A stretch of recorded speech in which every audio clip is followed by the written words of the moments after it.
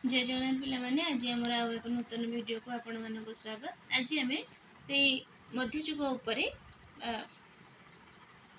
प्राक मध्ययुग उपरे आम आउ 10टी प्रश्न आपण मानको पई नै आसीछु। पूर्व वीडियो रे जो प्रश्न दुईटी उत्तर दे नथिली से दुईटी प्रश्नर उत्तर हेउची प्रथम प्रश्नर उत्तर हेउची 12 छंद विशिष्ट शिशु शंकर दास रचना करूछन्ते उषा विलास। दशम प्रश्न हेउची बनमाली दास। दशम प्रश्नर उत्तर हेउची बनमाली दास। आज वीडियो प्रथम प्रश्न हेउची चारि भक्ति मध्य प्रेम भक्ति अटे सार से भक्ति अटई कोठ गोपी मानकर यह किए कहिथिले। यह देवदुर्लभ दास कहिसंदी। रहस्य मंजरी हेउची 24 अध्याय विशिष्ट। द्वितीय प्रश्न रुक्मिणी विवाह काव्यर रचयिता किए। रुक्मिणी विवाह कार्तिक दास रचना करुछन्दी। यह 10 छंद विशिष्ट एक काव्य जेउथिरे कि श्रीकृष्ण और रुक्मिणी विवाह कथा रही। तृतीय प्रश्न गोपी जीवन चौतीसा किए लिखिथिले। गोपी जीवन चौतीसा चांद दास लिखिछन्ती।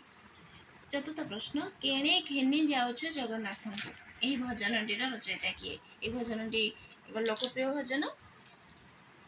यह साल बेग रचना करुछन्ती।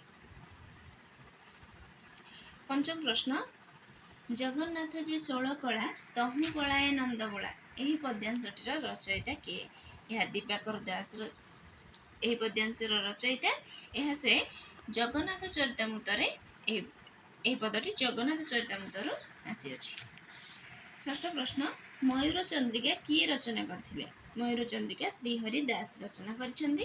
आपण माने जदि देखिबे पूर्वरु हमर एई प्रश्नटी बारंबार परीक्षा रे आसी सारिछि तेणु निश्चित भाव में या मन रखिए। सप्तम प्रश्न मार्कंडेय पुराण रचयिता किए। मार्कंडेय पुराण महादेव दास रचना करछन्ती। अष्टम प्रश्न पद्म पुराण और जैमिनी भारत किए लिखिथिले। नीलांबर दास। यह मध्य परीक्षा रे बारंबार आसुछि। नवम प्रश्न एरस भक्ति रस खंड भणई विप्रमार कंड यह मार्कंड दासंकर केउ ग्रंथर भणति पद। दशम प्रश्न परचे गीतार रचयिता किए। ये दुईटी प्रश्नर उत्तर आपण माने कमेंट माध्यम रे जणेबे। धन्यवाद। एपरि नूतन वीडियो पाइबा पई हम चैनल को सब्सक्राइब कर दियंतु। हम सहित जोड़ी होई रहितांतु। संग साथी मानक सहित शेयर कर दियंतु। एहीपरि आउ क्यों वीडियो आपण मानक पई आमे नै आसीबु से ताहा मध्ये आपण माने कमेंट माध्यम रे हमको जणाई परिबे। बा किछि भी त्रुटि जदि रहउछि आपण माने कमेंट माध्यम रे जणाई परिबे। धन्यवाद।